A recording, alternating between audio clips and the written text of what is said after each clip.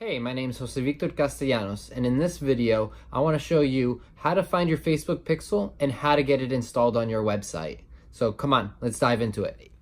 So what you're going to do is you're going to go to business.facebook.com, and then once you get there, it's either going to bring you to your business manager here or take you straight to your ad account. But once you get there, you're going to go into your ad account. Once you're in your ad account, you're going to want to go ahead and hit these three dashes on the top left. Then you're going to go down to all tools and go over to pixels and click on that.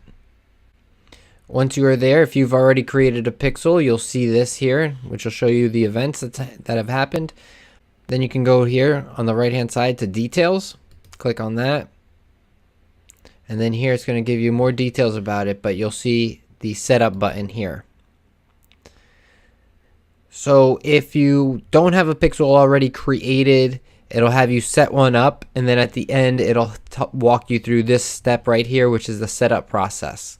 So being that websites can be on any one of many different platforms, they've already created integrations into these platforms.